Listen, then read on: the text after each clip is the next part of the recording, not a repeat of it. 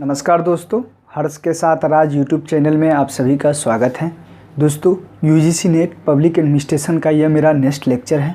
दोस्तों, इस लेक्चर में हम यूनिट 8 के अगले पार्ट जो कि मैं नीति विज्ञान के बारे में इस लेक्चर में बताऊंगा। तो दोस्तों, सबसे पहले हम जान लेते हैं नीति विज्ञान क्या होता है। तो यहाँ पर देखें, मैंने राइट डाउन किया हुआ नीति विज्ञान। तो इसका जो प्रथम पॉइंट है, नीति विज्ञान की अवधारणा सर्वप्रथम 1951 में हेराल्ड लासवेल द्वारा, कौन है? हेराल्ड लासवेल द्वारा नीतिगत सुझाव नामक एक परिचय में स्थापित की गई थी। दोस्तों, आपको ये पॉइंट याद रखनी है। नीति विज्ञान की अवधारणा सर्वप्रथम कब की गई थी? 1951 में हेराल्ड लासवेल द्वारा, और किस परिचय में? नीतिगत सुझाव नामक एक परिचय में स्थापित की गई थी। तो आपको ये नीतिगत सुझाव जो है नामक परिचय को याद रखनी है, क्योंकि एग्जाम में स्पष्ट पूछे जा सकते हैं कि हेराल्ड लासवेल द्वारा सर्वप्रथम नीति विज्ञान का जो किस परिचय में स्थापित की गई थी। तो ऑप्शन रहेगा आपको नीतिगत सुझाव, और अन्य ऑप्शन रहेंगे तो आपको ध्यान में रखना है कौन से होंगे? नीतिगत सुझाव। नेक्स्ट पॉइंट है दोस्तों कि नीति विज्ञान लोक नीति का एक व्यवस्थित तथा वैज्ञानिक अध्ययन है। क्या है? तो लोक नीति का व्यवस्थित तथा वैज्ञानिक अध्ययन है। नीति निर्धारण तथा क्रियान्वयन कुछ सिद्धांतों द्वारा नियंत्रित रहता है। तो आपको नीति विज्ञान का ये तात्पर्य हुआ, अर्थ हुआ, आपको ये बातें ध्यान में रखनी है।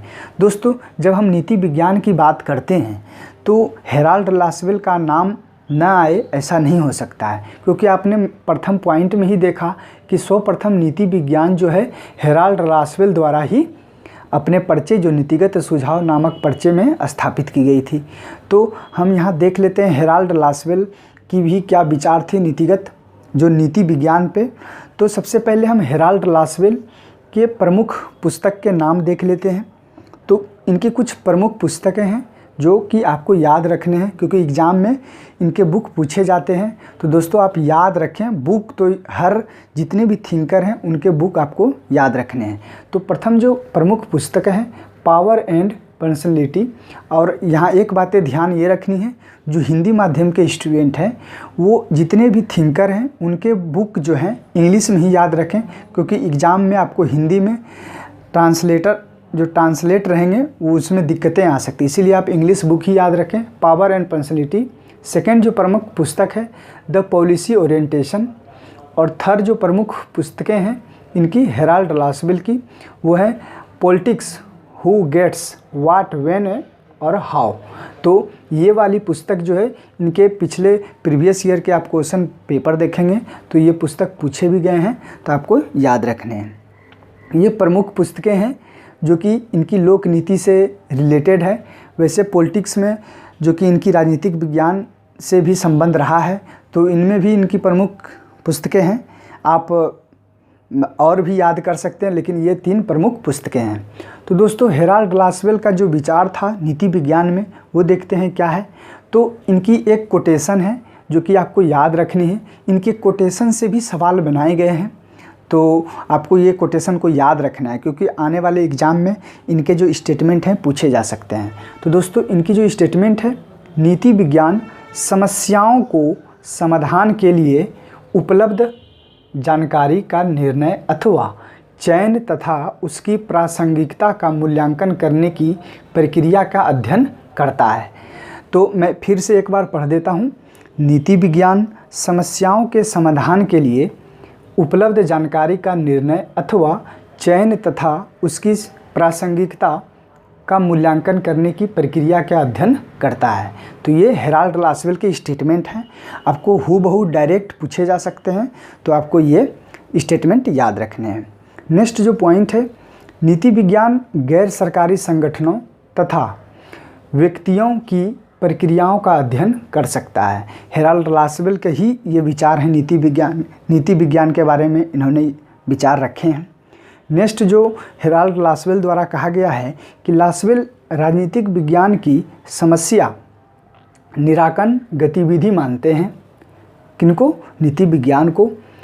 इसे 5 बौद्धिक कार्यभारों को अंजाम देना होता है। नीति वैज्ञानिकों को इन कारकों पर ध्यान देना चाहिए।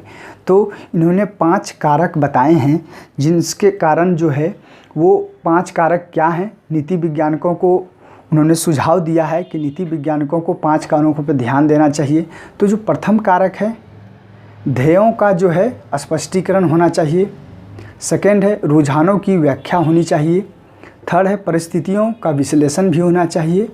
और फोर्थ है, परीक्षण होनी चाहिए। और फिफ्थ, विकल्प होनी चाहिए।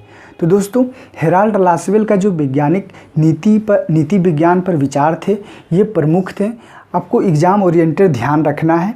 एग्ज़ाम में क्या पूछे जा रहे हैं उतना ही पढ़ना है अभी फ़िलहाल।